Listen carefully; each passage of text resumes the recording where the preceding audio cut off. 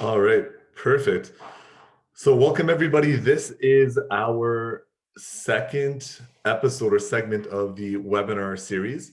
We figured that this would be a more appropriate platform to give some value and tips and tricks to you guys because we can't all unfortunately be together in person. This is kind of the next best thing. So, we're very excited to bring you today's topics, which is going to be investing basics and protecting your income. Two very common questions for our clients and our prospective clients and everyone in general. I think these questions always come up. So we're very excited to give you the information, and we hope that it resonates with you. And sometimes you'll have these questions, sometimes you don't even know what questions to ask. So we hope that this helps. A couple housekeeping things is before we get started, we recognize that it's a Saturday midday and it's beautiful out today finally. So if you do have to jump off or if you weren't able to join us in the first place, not a problem. We are recording the session and we will be able to send it to you as long as you registered. And also, if you have any questions at all, please feel free to ask them as we go. Either myself or Tyson will be monitoring the chat box. And if it's something relevant to what we're talking about, we can pause and answer that question. If not, we'll leave it to the end.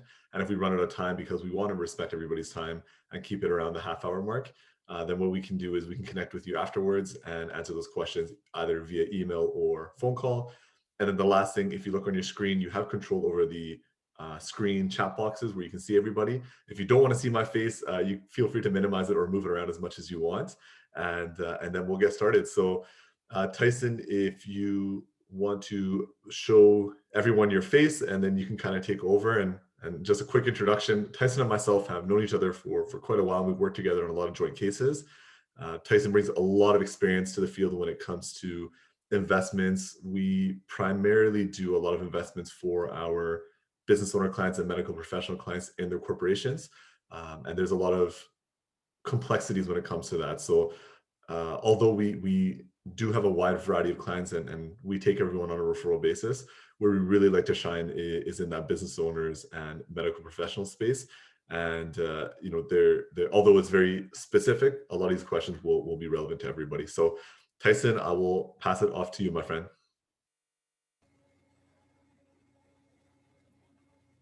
Perfect. Thank you, Vishal. Hopefully my camera has started by now. Good morning, everybody. Thank you for taking the time to join us on a Saturday morning. And to kind of further on what Vishal was saying is we decided to do investment basics as part of this component because of the clients that Vishal and I tend to work with. Having a great career, having a high income earning household or individual or professional, they do all of the things right in their own world and they know the nuts and bolts of what they do. And when we pick up this client, they've typically worked with one or two advisors in the past. And when we start asking them questions about why they did certain things, nobody knows why they did what they did. And so teaching investment basics is really core at what we do, because not only do we want you to have and do the right things, but we want you to understand it too. And so a little bit about myself. I have 20 years of industry experience. I started just after Y2K, and I've done everything from banking to investment insurance. I worked for a premier financial planning firm in Canada for a couple of years, and then I decided to take my practice independent. And part of the reason for that is now we can go to the marketplace and we can select the best industry partners, whether they're from a banking channel and they have a great product, or whether they're from a completely independent channel, and we get to control the features and benefits. We get to control what fits best with the client scenario, and then we get to look at what market pricing is best for the individual. And so our model with Negasack and Associates is covering the three different phases or seasons of wealth. We look at wealth accumulation, wealth protection, and wealth succession. So today we're going to talk a little bit about basics. And like I was saying, there's a lot of complexities and trick plays and things that are out there, but not everybody focuses on what are the basics, do you understand them, and are they working in your favor? And a series of other things that we have done and they're in the works for the year. You can see we have an estate and will planning seminar coming up. We have a who's managing your inheritance seminar. You're successful and now what? So you've built a career, you're a professional, you own a business, everything's working your way, you surpassed all the hurdles. Now what? What are you planning for, and who's helping you with that? We have retirement one coming up. That is your longest vacation, especially for people who are 40 years and younger. That could be 40 years in retirement. And so you got to have a plan to prepare for that. And the last one is tax me if you can. So we're going to talk about a lot of things today, and we're going to run through, just the very basics. And so when I start with a new client, we look at what you can control and what you can't control. So things you can't control at all. Can't control your government benefits. CPP is funded until 2051, and we don't know what's going to happen after that. It's probably not going to go away, but there's no guarantee yet. You can't control your employer. You can't control taxes. You can't control inflation, rising costs, and you can't control the risk of a single investment. But what you can do is you can control how much you're saving for retirement. You can control your other sources of income. If 2020 showed us anything, is that there's a lot of people that benefited from having a side hustle and having different sources of income, whether it's rental properties or part ownership of different businesses. So having a different source of income is huge. You can control ways to reduce your taxes. We can't avoid taxes. You can't all just leave and go to the Bahamas or any of these tax-free havens, but there are tax minimization strategies that could work for you, and we would analyze the situation and find out if that works. You can maximize your savings, right? Warren Buffett says it's not what you save after spending, but it's what you spend after saving that makes the difference. You can focus on saving more, and you can diversify your investment choices. Part of the reason why we focus on the basics of saving, number one killer of your future is inflation. It's the cost of goods rising. And so if you look at the basic cost of goods for a basket of groceries in 1963, it was $1.77. In today's dollars, we're looking at about $14 or $15. But in 2063, that same basket of groceries is going to cost $59. And so if we don't have a plan to prepare you and help your savings, your pile of money that we've built, if we don't have that growing in pace with the cost of living increases, then it's going to get very difficult to retire and have a comfortable retirement later on. So something to keep in mind. How we accomplish some of this is we teach the need for having separate accounts. You need to have at least a minimum of 3 accounts. And so we teach emergency savings funds. People in 2020 that were clients of mine that worked in tourism, they worked in hospitality, they worked for the airlines. They haven't been back to work. A lot of them haven't been back to work at all. And we want to ensure that they have a strategy and a plan in order to prepare themselves. And those who had emergency funds used them in 2020. We want to build a short to mid-term savings platform. So this is for your weddings, your down payment of your house.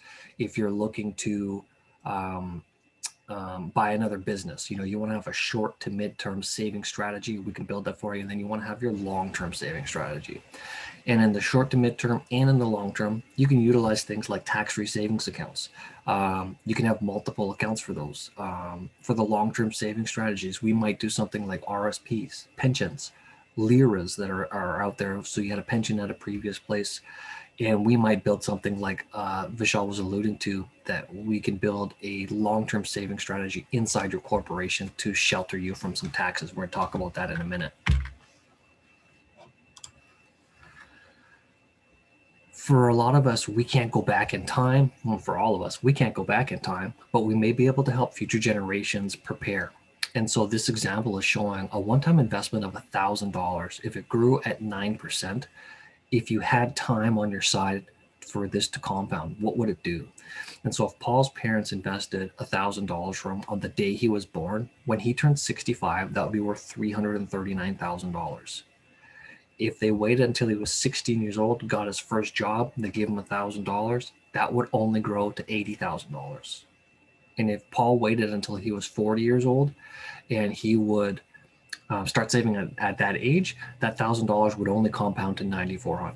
So having time on your side allows him it allows him to make a difference, and he's going to have more time for this to grow on his side.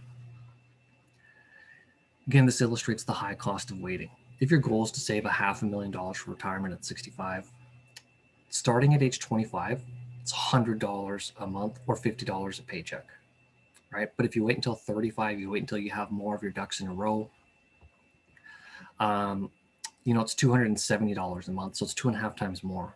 At age 45, it's $743 a month. It's 7 times more. And at age 55, it's 24 times more effort in order to get you to that hurdle. The reason why $500,000 is so important is there was a study that was done a couple of years ago, and they look at the cost of being retired, husband and wife being retired for 30 years. And just looking at the cost of meals alone, it was about $250,000 per person to eat 3 meals a day over that 30-year time frame. And so we want to look at how do we get you across that finish line, and how do we get you there in better fashion. And starting early is one of the easiest things that we could do. We talked about compound interest a little earlier, and a one-time investment of $10,000 growing at 7%, it gets your money working for you. And this is something that, working in tandem with your ability to earn income, your ability to grow your practice, grow your business, this is compounding your efforts, but it's also compounding your money. So a one-time investment of $10,000 over 40 years grows to $149,000. Now imagine if you were accumulating $10,000 every year in your savings. By the time you hit that 40-year mark, you'd have millions of dollars on your side that, even when you're taking money and redeeming for retirement, it's still going to grow. It's going to grow faster than you can spend it. Rule of 72 is something that we talk about when people bring me their statements and they say, my statement shows I've made 3% over the last couple of years dealing with my advisor. What does this mean? Well, if you took 72 and you divide it into your rate of return, so in the first column you see 3%. 3% divided into 72 is 24. 24 years, it's going to take your money to double. So a one-time deposit of 10,000 is going to double to 20,000, and then it's going to double to 40,000. The challenge with this is we don't have very many 24-year periods in our lifetime. When you bump up and you go and you double your rate of return at 6%, you don't just double the end result, you double your doubling periods. So your money's going to grow at a quicker pace. So your money's going to double every 12 years. And at 12%, your money's going to double every 6 years. And so over the long term, your compounding is going to do way more than your ability to contribute, but you have to start the process somewhere. And so even if we just look at the 30-year mark, the difference between 6% and 12% over 30 years is $300,000. That is something that is very hard to make up if you haven't started the process and you're not in the right vehicle. Vishal was talking a little bit about strategies for business owners and where to find tax-deferred savings. We have a couple of clients that we've worked with early on in this year where we have put a plan in place. Not only that they're going to have their investments grow, but they're going to grow on a tax-deferred basis. And the difference between having it in a non-registered account, or like a cash investment account, and a sheltered account is huge over the long term. So you see, over 10 years, the difference might not be that much. It's about $20,000. Over 20 years, the gap gets bigger. Over 30 years, the gap is huge. It's almost $500,000 for this client. And over 40 years, the difference is well over $1.5 million. And so tax deferred strategies would include things like growing inside your pension, right? You're not getting taxed on the growth of your pension. You're not getting taxed on growth in RRSPs. And then we can do a corporate strategy for business owners where you can grow money that's retained earnings inside your company and not feel the impact of being taxed every year. So you get the benefit of that full compounding. The 3 Ds of investing is keeping things as absolutely simple as possible. We look at dollar cost averaging, discipline, and diversification. And I'm going to kind of break down each of those here. Dollar cost averaging is if you had investor A and investor B, they're putting away $50 a month. And over a 6-month period, investor A has picked something and it's gone straight up and to the right, which is always a good thing to see, right? It makes you feel good. And investor A is buying into a rising market. Investor B is buying into a fluctuating market. He buys into the dip and then he buys out of the dip because they're on a monthly program. But you got to wonder who makes more money doing that. Well, investor A, over their 6 months, the share valuation or the price of the unit that they're buying goes down because the cost of it becomes higher, right? So they're buying less units, less shares as they go. Whereas investor B, buying the dip, they're buying more units and more shares. At the end of it, what they have is investor A has 25 units or 25 shares in whatever he's investing in, and investor B has 76 shares or units. Now, what this means is if their individual investments go up by $10 a share, investor A's, their portfolio is going to go up by $250, whereas investor B, they're going to go up by $760. So by buying things on sale, by buying the dip, he was able to accumulate more market share or more position in his portfolio so that when the turn happens, he'll be better off. The challenge is nobody knows exactly when the dip is going to happen, how long it's going to happen. And this is where dollar cost averaging comes in. You're doing your part. You know how much you need to contribute. We know the time frame, and being disciplined and making sure that you contribute over the plan that we put together allows you to withstand some of these hurdles. And this is the challenge that we have the most time invested with a client, is managing the emotions of the market cycle. If you watch MSNBC, if you watch, they watch the news about what's happening in the marketplace, they're prone to create a lot of stress, and people are willing to abandon their plan really quickly. So if you look at, the cycle of market performance, when the market's going up, people are feeling great.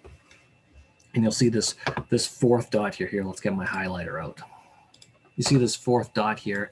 This is where, a lot of people were looking to get money in. And so when I was in the banking industry in late 2000, early 2001, Nortel was huge. I don't know if any of you remember Nortel. People were coming into the bank to mortgage their house to buy stock in Nortel. And a few months later, it crashed. They didn't have a plan. So what we're looking to do here is we're looking to evenly contribute to your plan as we go. And the plan should be built to withstand all of this, and you don't have to worry about what the news is saying. And if you have a challenge, you have concerns, you call your advisor and we can help you through this. This goes back to that very first slide where we talk about the risk of a singular investment. Now, if we look at this, and you say you wanted to buy Canadian small cap as your singular investment. Well, in 2010, it did awesome. But for a lot of years, it did nothing until 2016. It even had a few negative years. So if you're buying one particular stock, one particular fund, or one particular sector, you're putting yourself at risk for the downturn, and you're not building yourself a complete portfolio that's going to withstand the downward pressure and capture all of the market upswing. And so you'll also notice down here that they've built a balanced portfolio, and the balanced portfolio just kind of stays even keel in the middle. It never gets too high, it never gets too low, but we can predict the results that you're going to have over time. And having something that's properly built for your situation will allow you to smooth out those returns. The market always goes up and down, but what most people talk about is they talk about the down periods, the negative periods. And we've always had negative periods, and they create the opportunity for the up periods. But what most people don't know is they don't last very long. So this is just a chart of the S&P TSX, and we look at, in recent memory, we had the tech bubble in 2000, where it was down for 27%, for 4 months. But after that, it was up 109%. So if you pulled all your money out and you didn't get back in the right time, you missed the opportunity to recoup your losses and go forward. And then we look at 2008, the financial crisis that happened there. we had a 40% loss. But people who did tax-free savings accounts with me in 2009, when they were first allowed, that first year, we did 40% in your tax-free savings accounts. And since that time, the market has continued to go up for 10 years. And if you had been on the sidelines, you missed the opportunity to grow your pile of money, your wealth, your retirement. And so having an advisor to talk you off the ledge gets you to participate in the market more, and you get to capture that. This was a study that was done by Fidelity. And Fidelity looked at the period of time that you're invested in the market and the relative returns that you can expect to have. And what they were showing is for periods of 5 years or longer, we start eliminating the negativity in a portfolio, being with the same portfolio. And at 10 years, there's almost no negative returns. And at 20 years, you're almost guaranteed a 4 to 10% return being in a properly built portfolio. So if you're planning and doing things for the long term, the longer we're able to plan out and build for, the more we're actually able to eliminate risk. Whereas if you're investing for a 1 year period of time, then you get to participate in the full market swing. It might be like 2020, where it was down 30% in March, but we went up 39% for the rest of the year. Or it might be a year like 2019, where it just went straight up. And if you were involved in the market, you got to participate in all of that. If you weren't, then you missed it. So working with an advisor, we can help mitigate all of these things, and a properly trained advisor can actually add 3% to your returns over the lifetime of your investing. And that's done through portfolio construction, it's done through behavioral coaching, and it's done through wealth management strategies and tactics that apply to your situation.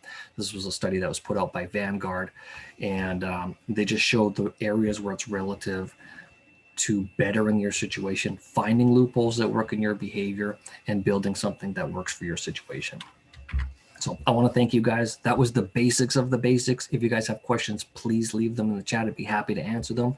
But what we're going to do now is we're going to turn it over to Vishal, and he's going to go over a little bit about protecting your most valuable asset, which is your ability to earn income. Tyson, thank you. I didn't know you were such an artist with that graph. That was impressive, man. Yes, so thank you, Tyson, for leading up to this point. I think investing is such a attractive topic because everyone understands the need of it. However, a lot of people don't know how to go from the ground up. So I think conceptual basics are very important. Dollar cost averaging is huge.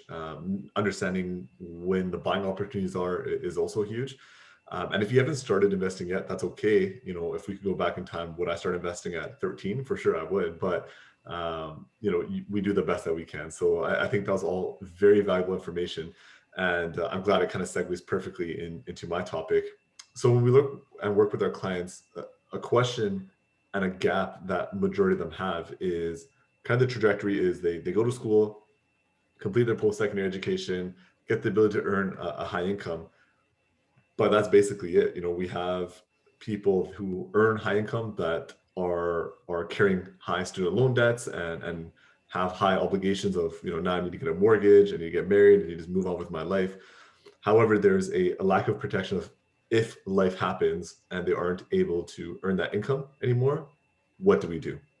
So that's what I want to talk about today. So at Portfolio Planning, I'm the founding partner, and kind of what we focus on, as I said earlier, is medical professionals, business owners.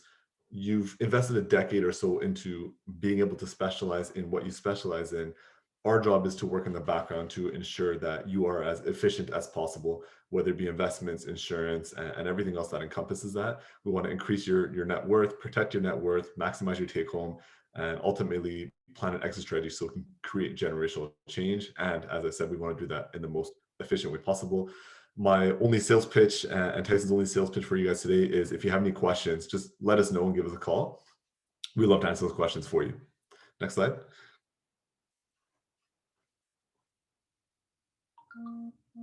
Perfect. So why protect your income? Why is the most important thing? So if you look at the left-hand side, that's kind of your planning pyramid. And we started talking about savings and wealth accumulation of how do you make money on your money. Although that's important, sometimes we miss the foundational piece, which is your defense. If there's any sports fans out there, great defense wins championships. Great defense also, creates an opportunity for you to accomplish your life goals. So we're talking about protection today, and specifically in protection, there's a lot in there: life insurance, emergency funds, debt reduction. But we're going to talk about how to protect your income, specifically disability insurance and critical illness insurance, and the intricacies and how that works. And we don't want to end up like the person on the right here, having a heart attack just because we're stressed out as well. Next slide. So disability, what are the chances? Quite common, actually. When we talk with our clients, especially the ones that just come out of post-secondary and start working in their specific field, that question always comes up of, I understand the need, but what are the chances, or do I need this right now? The earlier the better, very similar to investing. If you look at the graph on the left-hand side there, a lot of people don't know what disability encompasses.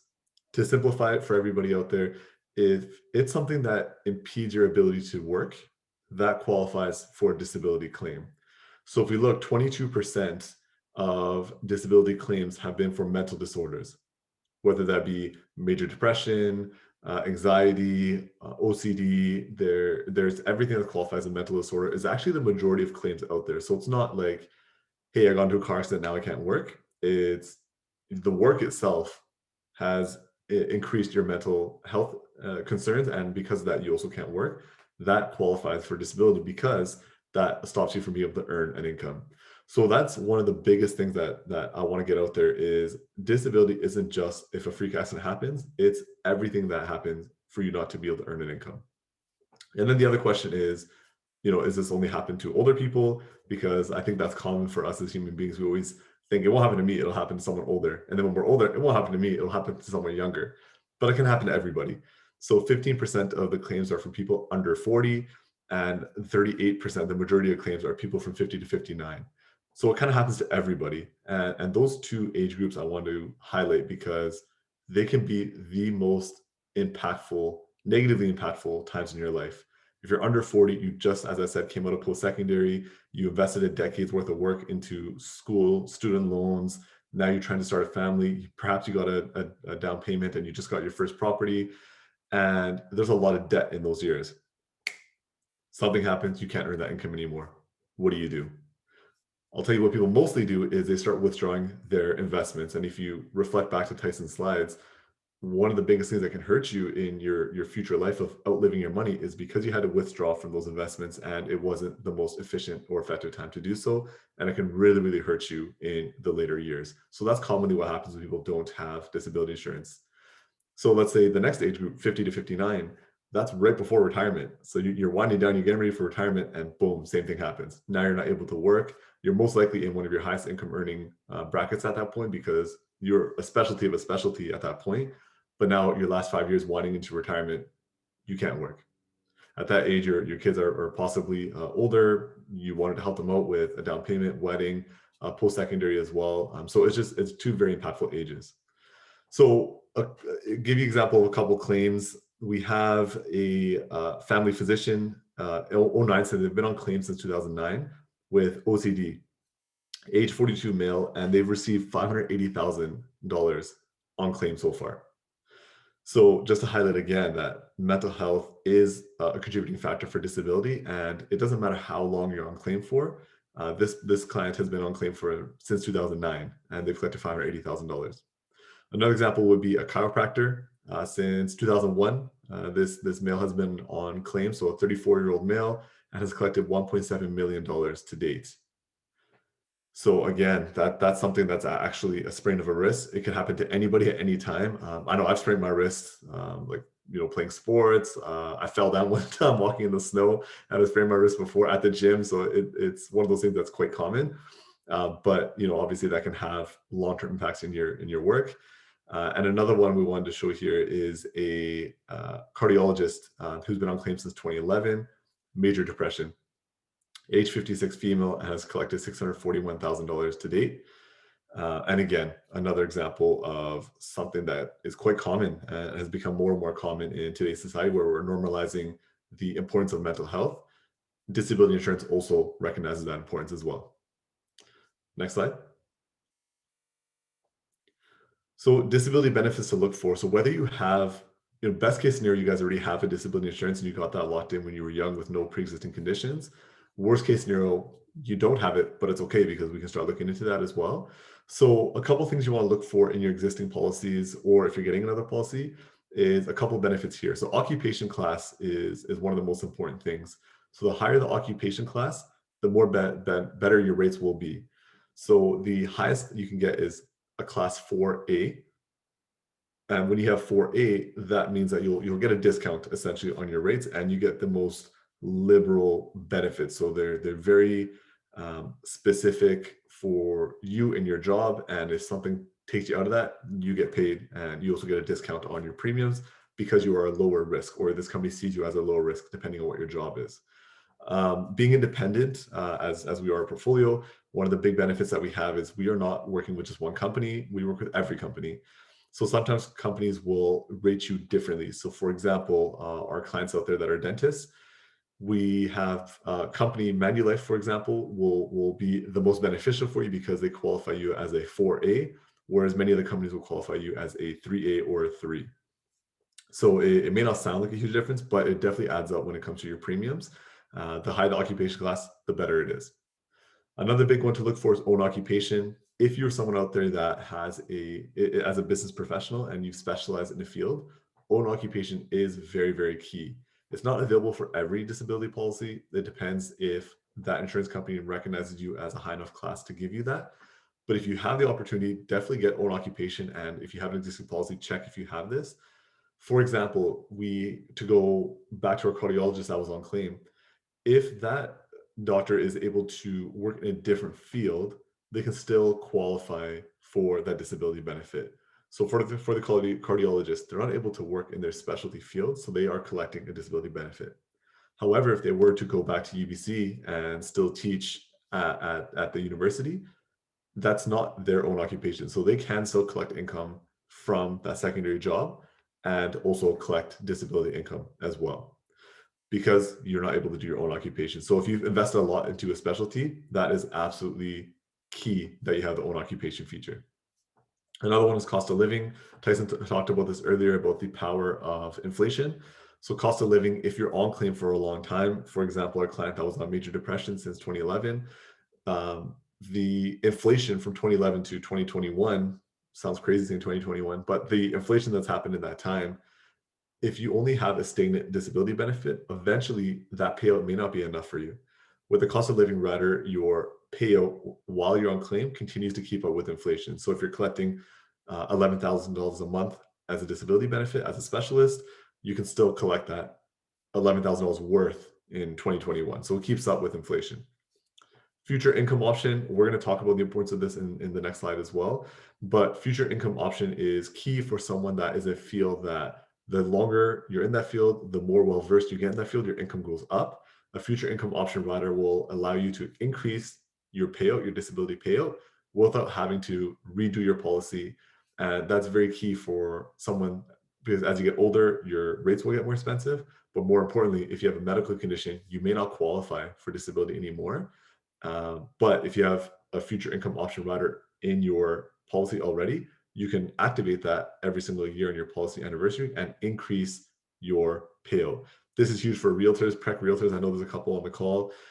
For you guys, obviously your income has gone up this year for sure, but it's one of those things that your income can absolutely skyrocket. So as long as your financials can show it without having to redo a policy, you can just automatically increase your payout. So that's absolutely key. And business overhead, this is very popular for our business owner clients. That this is a separate policy that can be underwritten with your disability policy.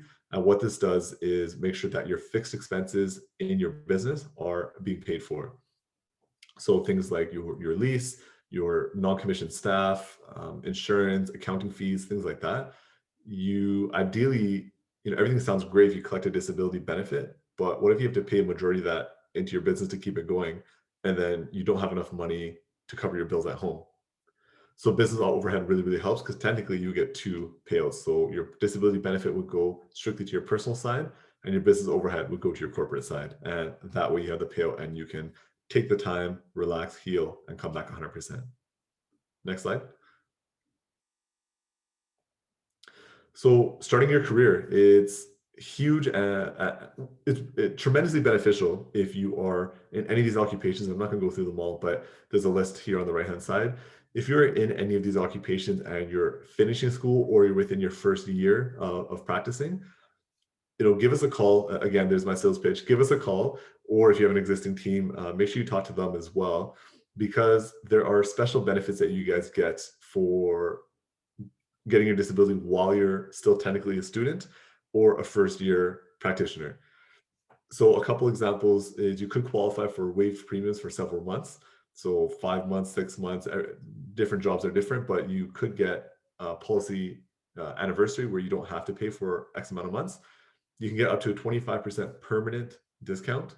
So as you get older, your rate will never change with disability insurance as long as it's on the private side.